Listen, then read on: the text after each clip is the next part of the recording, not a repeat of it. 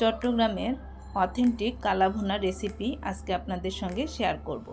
আসসালামু আলাইকুম, আমি মাহফুজা আফরোজ। প্রিয় দর্শক, যে যেখান থেকেই দেখছেন, আবারও নতুন একটা রেসিপি দেখার জন্য শখ থেকে সবাইকে আমন্ত্রণ জানাচ্ছি।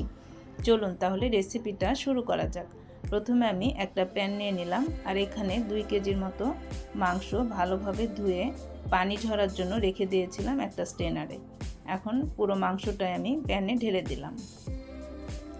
কালাভুনার ক্ষেত্রে মাংসগুলো চর্বিযুক্ত হলেই ভালো হয়, সেজন্য আমি এখানে চর্বিযুক্ত মাংসই ব্যবহার করেছি। এখন আমি এখানে উঁচু করে পেঁয়াজের টুকরো দিয়ে দিব 1 কাপ।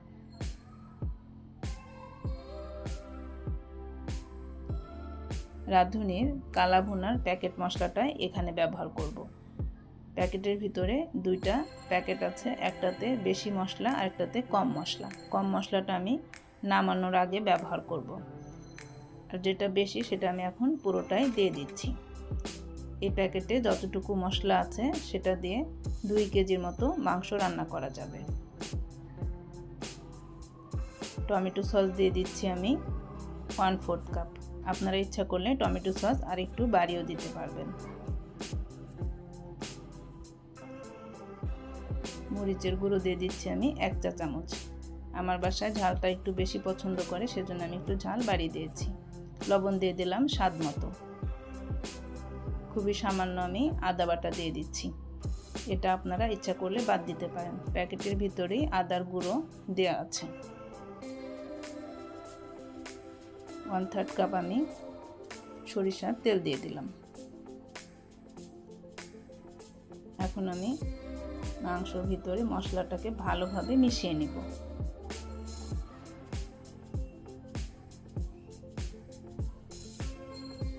চট্টগ্রামের অথেন্টিক কালাভুনার ক্ষেত্রে আস্ত কোনো মশলা ব্যবহার করা হয় না।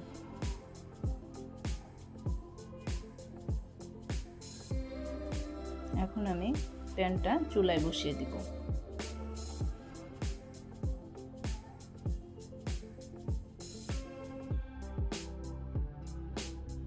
মিডিয়াম জালে ভালোভাবে মাংসটাকে কষিয়ে নেব।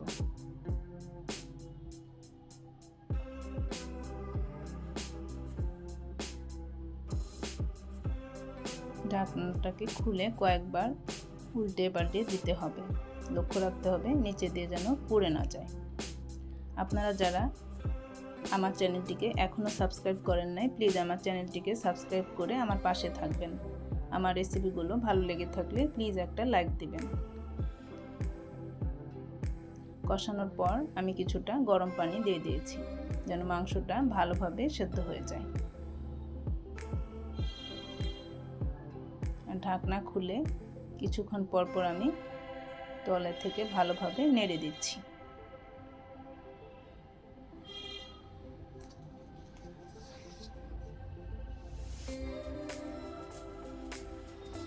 মাংসটা সেদ্ধ হয়ে গিয়েছে। এখন আমি এই পর্যায়ে অল্প যে মশলাটা ছিল প্যাকেটে সেটা দিয়ে দিচ্ছি। এই মশলাটা দেওয়ার পরে 10 থেকে 15 মিনিটের মতো আর রান্না করলেই মাংসটা হয়ে যাবে।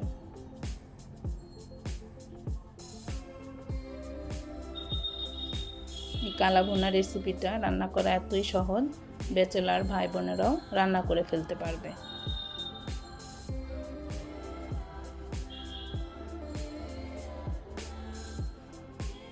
এখন আমি বাগার দিয়ে নেব।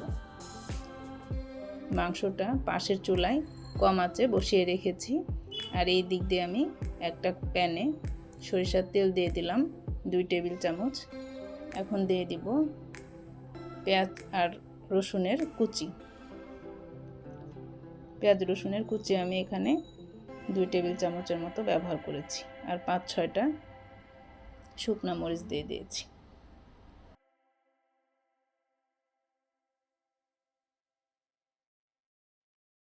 পেঁয়াজগুলো সোনালি কালার হয়ে গেলে আমি বাগারটাকে মাংসের সঙ্গে মিশিয়ে দেব।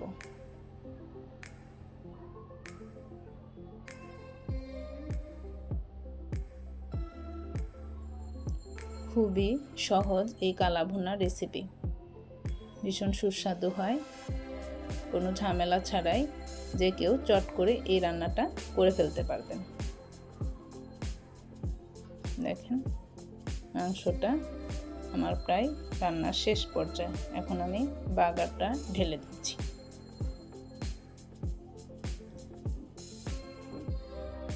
বাগারটা ঢেলে দিয়ে আর 5 মিনিটের মতো দমে রেখে আমি নামিয়ে নেব। তাহলে বাগারের যে অ্যারোমাটা মাংসের ভিতরে ভালোভাবে ছড়িয়ে যাবে।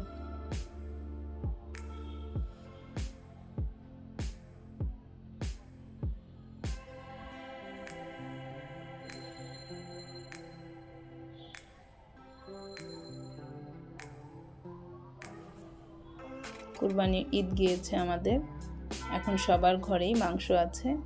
যেভাবে ইচ্ছা সেভাবেই মাংসের রেসিপি করে খাওয়া যায়। এর মধ্যে কালো ভুনাটা তো অবশ্যই খাওয়া যায়।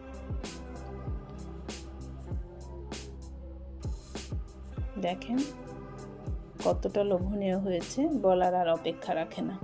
আপনারা সবাই ভালো থাকবেন, নিরাপদে থাকবেন। আমি এবং আমার পরিবারের জন্য দোয়া করবেন। আল্লাহ হাফেজ।